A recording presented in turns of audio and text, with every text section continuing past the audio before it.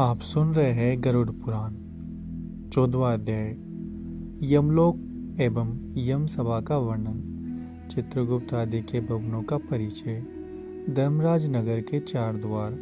पुण्य आत्माओं का धर्म सभा में प्रवेश।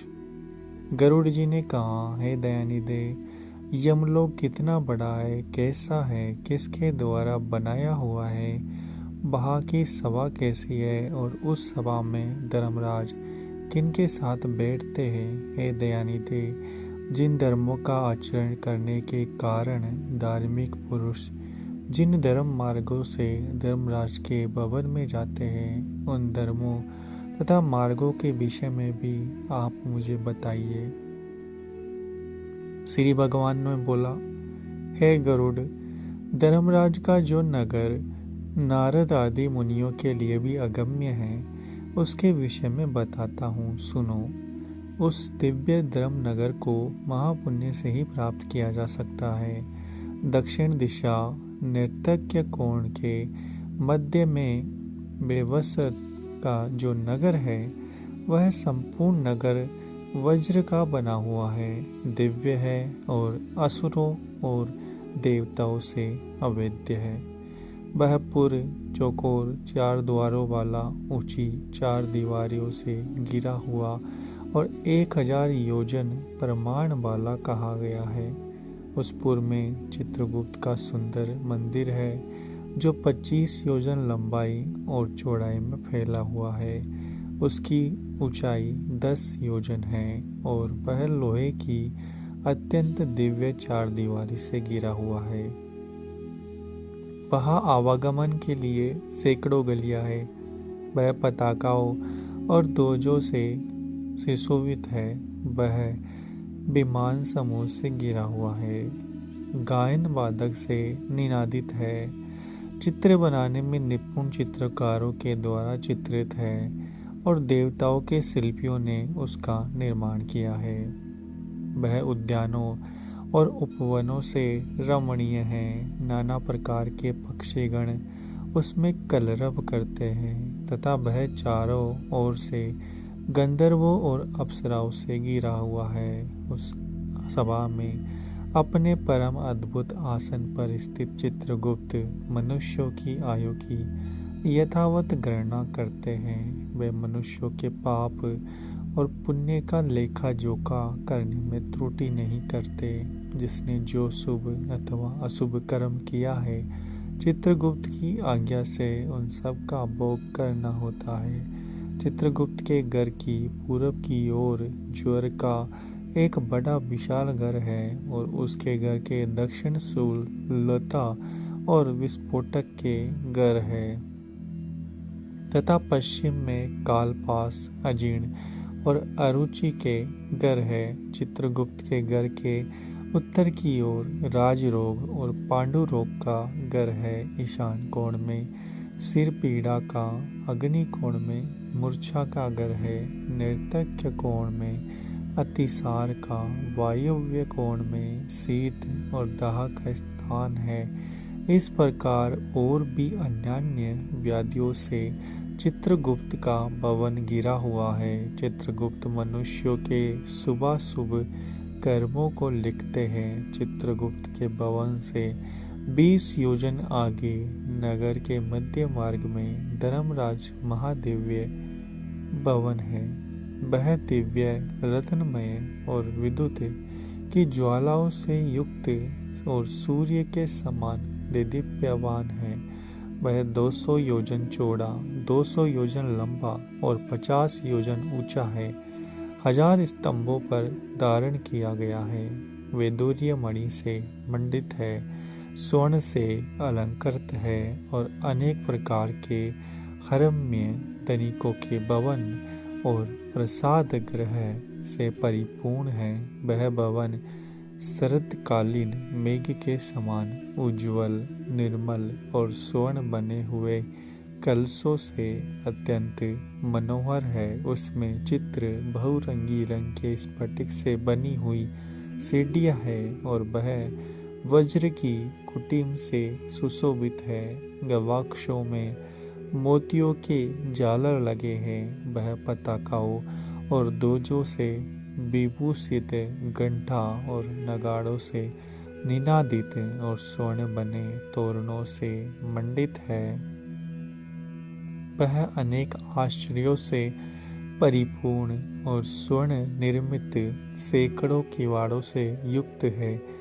कंटक रहित नाना वृक्ष लताओं और झाड़ियों से सुशोभित है। इसी प्रकार अन्य भूषणों से भी वह भवन सदा भूषित रहता है। विश्वकर्मा ने अपने आत्मयोग के प्रभाव से उसका निर्माण किया है। उस धर्मराज के भवन में 100 योजन लंबी चौड़ी दिव्य सभा है, जो सूर्य के समान प्रकाशित, चारों ओर से देदीप्यमान तथा इच्छानुसार स्वरूप धारण करने वाली है। वहाँ ना अधिक ठंडी है ना अधिक गर्मी। वह मन को अत्यंत हर्षित करने वाली है। उसमें रहने वाली किसी को ना कोई शोक होता है, ना वृद्धावस्था सताती है, ना भूख प्यास लगती है और ना किसी के साथ अप्रिय घटना होती है। देवलोक और मनुष्यलोक में जितने काम हैं वे सभी वहाँ उपलब्ध है।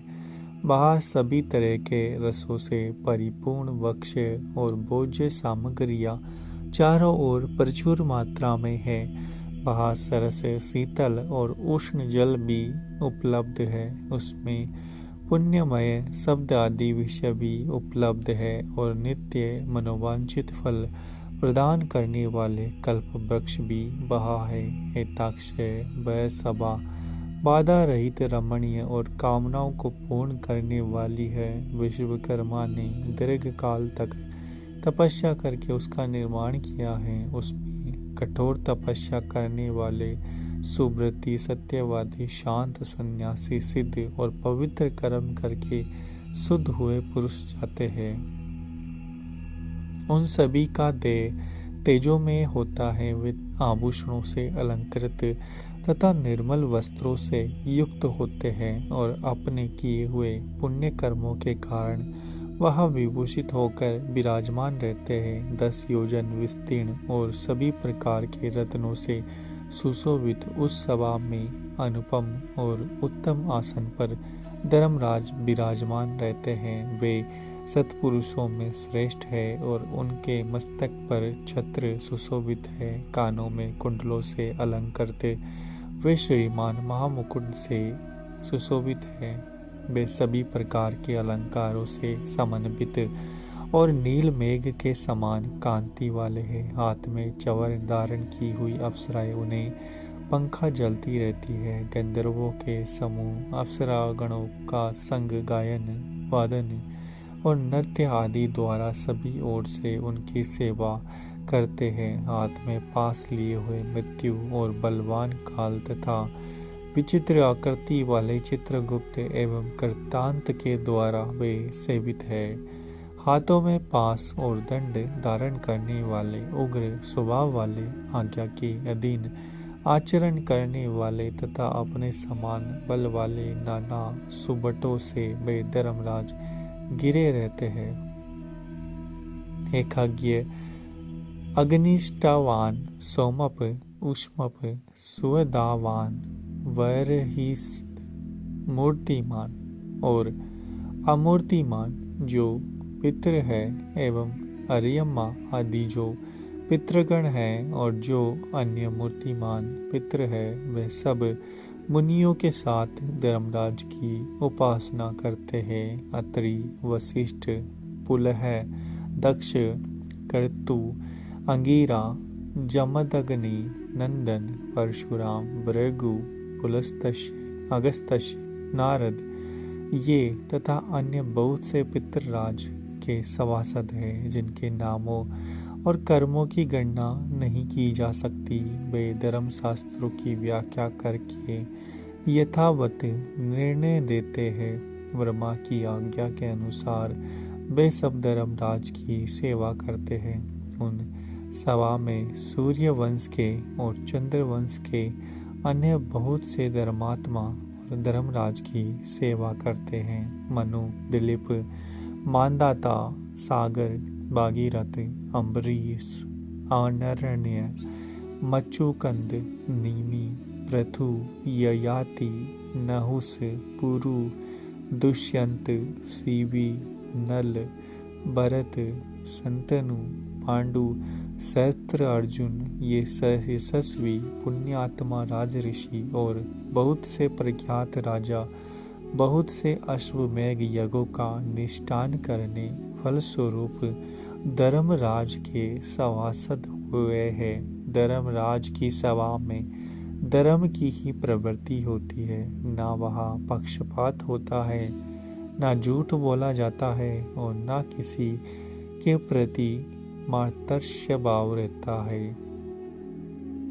सभी सभासद शास्त्र विद्य और सभी धर्म परायण हैं। वे सदा उस सभा में विवस्वत है यम की उपासना करते हैं। हेताक्ष महात्मा की धर्मराज की वह सभा इस प्रकार की है, जो पापात्मा पुरुष दक्षिण द्वार से वहाँ जाते हैं वे उस सभा को नहीं देख पाते।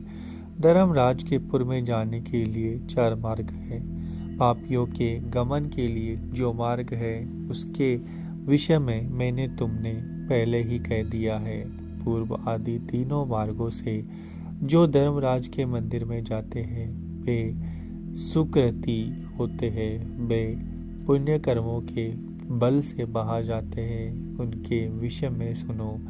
उन मार्गों में जो पहला पूर्व मार्ग है वह सभी प्रकार की सामग्रियों से समन्वित है और परिजात वृक्ष की छाया से आच्छादित और रत्न मंडित है। वह यम मार्ग विमानों के समूह से संकीर्ण और हंसों की पंक्ति से सुशोभित है, विद्रुम के उद्यानों से व्याप्त है और अमृतमय जल से युक्त है। उस मार्ग से पुण्यात्मा ब्रह्म ऋषि, अमरलांतरा आत्मा, राज ऋषि, अप्सरागण, गंधर्व, विद्यागर, वासुकी आदि महान नाग जाते हैं। अन्य बहुत से देवताओं की आराधना करने वाले शिव भक्ति निष्ठ, ग्रीष्म ऋतु में कृपा का दान करने वाले, माघ में लकड़ी देने वाले, वर्षा ऋतु में विरक्त संतों को दान मान आदि प्रदान करके उन्हें विश्राम करने वाले,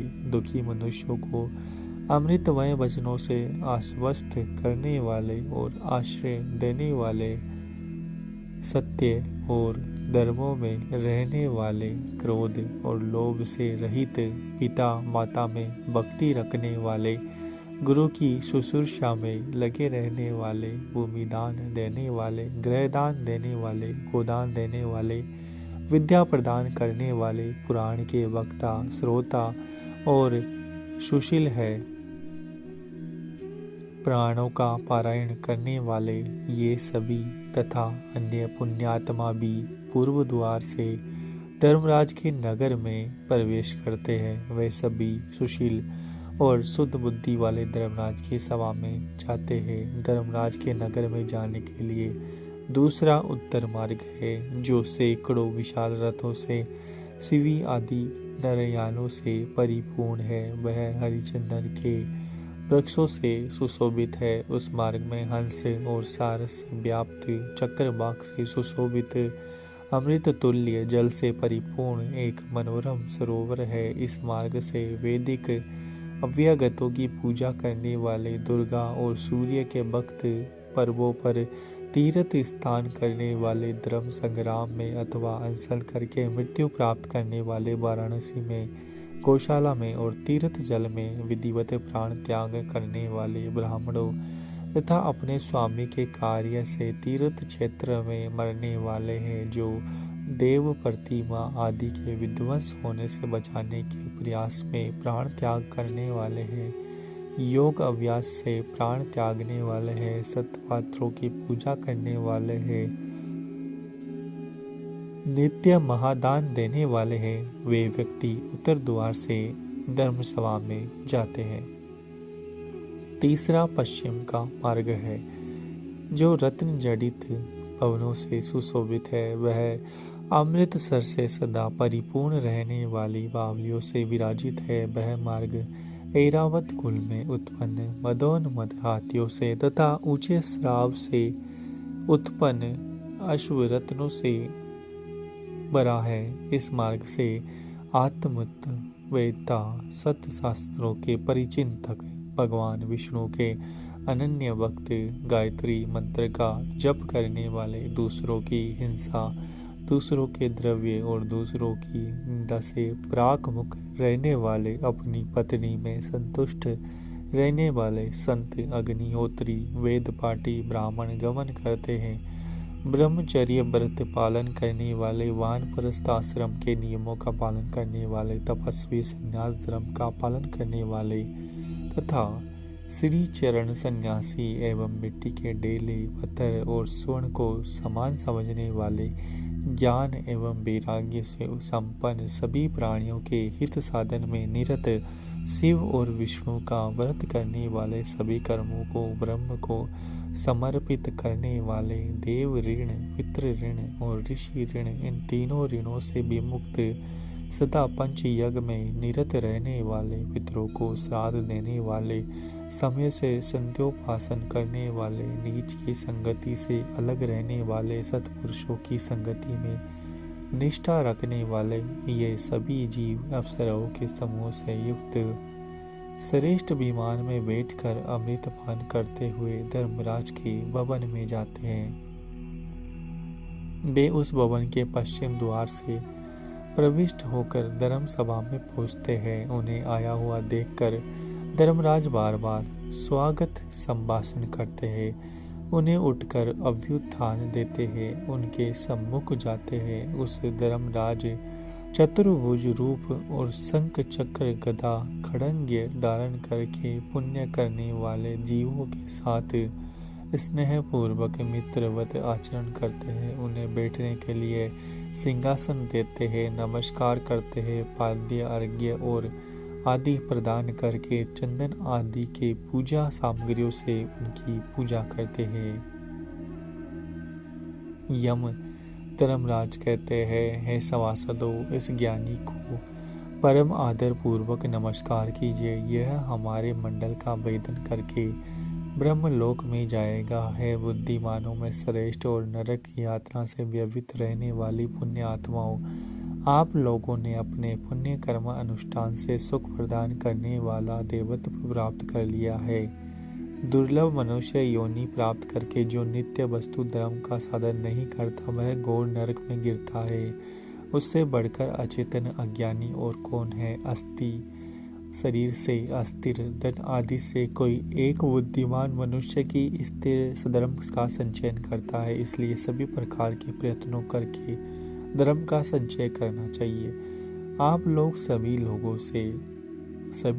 से परिपूर्ण पुण्य आत्मा स्थान स्वर्ग में जाए। ऐसा धर्मराज का वचन सुनकर उन्हें उनकी सभा को प्रणाम करके वे देवताओं के द्वारा पूजित और मुनीश्वर दत्तों द्वारा स्तुति करके विमान समूह में परम पद को हो जाते हैं। कुछ परम आदर के साथ धर्मराज की सभा में ही रह जाते हैं और वहाँ एक कल्प पर्यंत रहकर मनुष्यों के लिए दुर्लभ भोगों का उपभोग करके शेष पुण्यों के अनुसार पुण्य दर्शन वाले मनुष्य योनि में जन्म लेता है। इस श्लोक में वह महान धन संपन्न सर्वज्ञ सभी शास्त्रों में पारंगत पुनः आत्मचिंतन के द्वारा परम गति से प्राप्त करता है।